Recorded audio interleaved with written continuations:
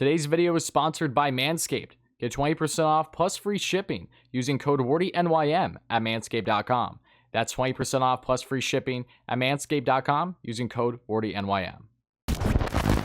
What is up, Mets fans? Welcome back to the channel. I hope you all are having a great start to your day, a great start to your weekend, right? I know I am, because as soon as this was reported over the past day or so, I want to get a video out as soon as I can. So here we are now. But if you guys did not see already, over the past day here through SNY and originally through Mike Puma for the New York Post, the Mets are expressing interest in veteran catcher and previously with the Atlanta Braves and Tyler Flowers. So that's what we'll be touching on in today's video. Everything there's to know about Tyler Flowers and his game, why the Mets are currently showing interest in Tyler Flowers, what he would bring in the Mets, and why this would be such a sneaky good pickup for them to add depth at the catching position, and probably a far better pickup than what the eye will originally tell you. So as always, guys, make sure you stay all the way until the end of the video for all the details and all my thoughts on Tyler Flowers, what he would bring in the Mets, and why the Mets really could benefit big time from landing this framing guru at the catching position. So as always, if you guys ended up enjoying this kind of Mets content and want to see more great Mets content like this, make sure to smash that like and subscribe button, share this video with your friends, put on the notification bell, all those great things. Thank you all so much for the channel support, guys. We're so close to opening day, so make sure to smash those buttons, help us get to 6K subs by opening day. Really mean a lot. But enough of me talking, let's get right into today's video. Alright guys, here we have 35-year-old free agent catcher and Tyler Flowers at a strong 6'4", 260 pounds, originally drafted in the 33rd round back in 2005 by the Braves, and in 2020, in only 22 games played in just under 70 at-bats, had 1 home run, 5 RBIs, a 215 batting average, a 325 on-base percentage, a 348 slugging, and a 673 OPS. And throughout his career in 802 games played and 2,456 at-bats, has racked up 86 home runs, 301 RBIs, a 237 batting average, a 319 on base percentage, a 391 slugging, and a 710 OPS. All right, I know. You're probably wondering, Tyler, why are the Mets even showing interest in a catcher as it is? They just signed James Mccann to that big deal in the offseason. Wasn't that enough? Well, no, it wasn't enough, at least according to the Mets as of late, because if spring training has been telling of anything, it's that the Mets are lacking depth at the catching position. Yes, you have James Mccann. I love him. I'm so excited to see him with the Mets this year in the regular season, but outside of that, there really isn't much going there. Tomaszenito, who dealt with injuries in this year's spring, is a guy that has been inconsistent at this point in his career, has been a very solid defensive catcher for the Mets, has a solid arm that can definitely drill some guys out at second, but he's lacking consistencies with his bat, which again doesn't mean too much when you're trying to prioritize defense. But still, he's a guy that you don't necessarily know how much you're getting with him at this point in his career, and with the injuries. And then when you look beyond him, there's literally nothing there for the Mets when you're looking at immediate help that can actually help them this year in the catching position, because their main guy is Francisco Alvarez, who's arguably their top prospect in their organization currently, but he won't be with the team for a couple years for his estimated time of arrival. So you can count him out, and they really don't have anything else there. So it's Nito and Mccann, and they want to add beyond that. And Tyler Flowers is really standing out now because, yes, I know he's 35 years of age, and yes, I know he doesn't have the most stellar offensive numbers. You're not looking for offense with a guy of Tyler Flowers. You're looking at the defense he brings. And for a team that is now down another key starter here in Carlos Carrasco for upwards of either, it looks like, a month, or it could be 2 months. I don't know the details as of now. There's been conflicting reports, so I'll touch on that in a separate thing. But regardless, having Carrasco out for a bit is going to hurt. So now you're looking at the rotation with your 4th and 5th starters being, say, David Pearson, Joey Lucchesi, Yamamoto, them rotating 2 of those 3, if not all those 3.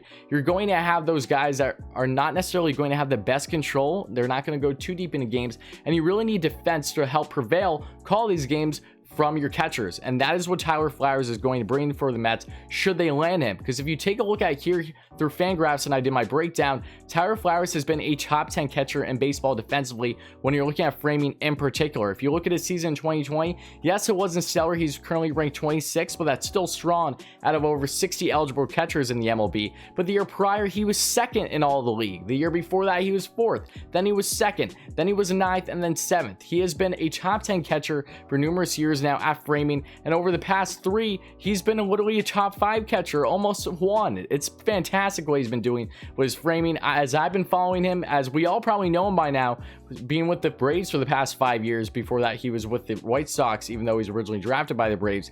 He's been a very solid framer in the game, and that's why he's been in a tandem with Kurt Suzuki during his time when he was with the Braves before the Nationals. And then if you also look at now Travis d'Arnaud has beat him for that starting spot, and that was probably the main factor into why he didn't have a stellar season being one of the top framers in the league, because it was such a short sample size. He was only 22 games played, not even 70 at bats. And if you want to also add another thing, the Mets are clearly trying to prioritize defense at the backstop there. If you look at guys like James McCann, yes, he has a far better bat, but he is a far better defender than what the Mets have had in previous years. If you look at McCann in 2020 in the short season, and again, I know take it only with a grain of salt to an extent, but he was 9th in all of the MLB among their catchers in framing, which is fantastic because the year before he was dead last. He was around 67th in all of the MLB in 2019. So talking about a difference, McCann has changed drastically, but the Mets seem to like that. They like guys that actually know how to frame and call games, and that is what Tyler Flowers will bring for you. So that's why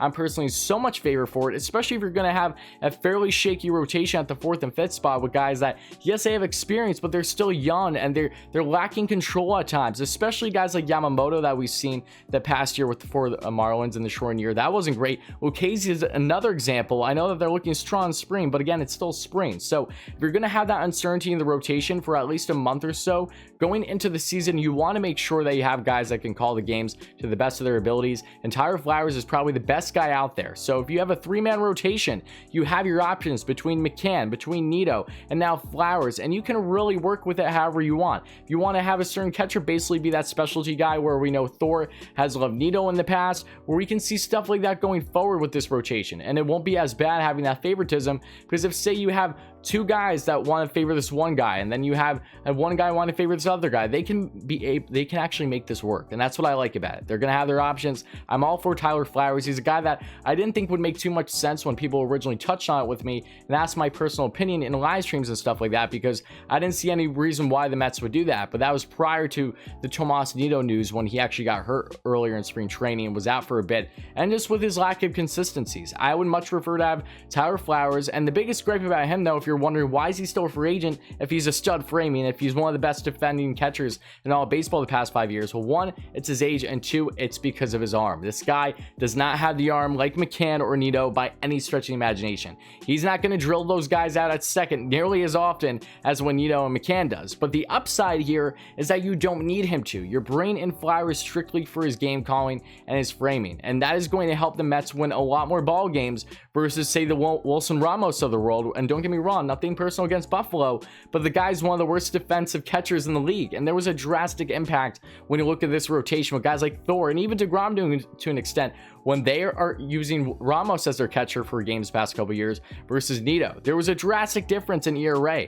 and that just goes to show you how much the catcher has an influence and an impact on the pitcher. No matter who it is on the mound, it can benefit them greatly or it can really hurt them, and it can really derail the stuff that they know is far better than what the numbers are showing, because they're not getting good game calling. So bring Flowers in, I'm all for it, and you can have him in a situational type thing, because Flowers in the short 2020 year and before that has not really hit much of a lick against lefties. I'm not sure why, just something that he's had an issue with in recent years at least. James McCann, complete opposite. McCann hit over 400 in the 2020 season against lefties, and the year before that he was still hitting right below 300 and over, I believe, around 120 at bats or so. So I'm perfectly fine with McCann being in that situation. Then if you want to have Flowers more strictly against righties for the starting pitchers, that's perfectly fine. It really doesn't matter to me. I think that they're just going to be creative. They're weighing their options. They want to make sure that they have situational hitting, catching, everything in between. And I think that's a perfect thing for the Mets, not just now, but going forward. You want to weigh your options. You want to have depth in every position as much as you possibly can without going overboard on something or without being, unrealistic. They don't want to be like that at all. They want to be realistic here. I think Tyler Flowers is exactly what they should get. So guys, let me know your thoughts in the comments below. Would you like to see Tyler Flowers land with the New York Mets on a 1-year deal? I would assume maybe even a minor league deal if they can land him there, which would be awesome. But either way, I'm all for it. I really think that this could be a steal with a low risk, high reward upside, and especially with guys like DeGrom and Thor, who will be back, Carrasco, and then you look at Stroman and Walker. There's a lot of great arms with this rotation, whether they're healthy or not. They're all going to be together at some point, and to have them thriving, and with defensively minded catchers who actually know how to frame the ball, some of the best in the league. Sign me the hell up. That's a sign for success. probably more success than we have seen in years past with this overall rotation. So guys, let me know your thoughts down below. And if you ended up enjoying this kind of Mets content and want to see more great Mets content like this, you know what to do by now. Smash that like and subscribe button. Share this video with your friends. Put on the notification bell. All those great things. Thank you all so much for the countless support. Expect more great Mets content here on the channel going forward. I have a huge predictions video that won't be coming out today. It was originally planned for today, but just taking way too long on my predictions for the season and also the World Series and awards, all that big stuff like I know the other big YouTubers do. So stay tuned. I'm gonna hopefully try to have that out early next week at the time of recording this. So I apologize for the delay, but no, it's only for good reason because I'm trying to give it my utmost effort. So again, thank you so much, guys. I appreciate it. Smash those buttons and let's go Mets, baby.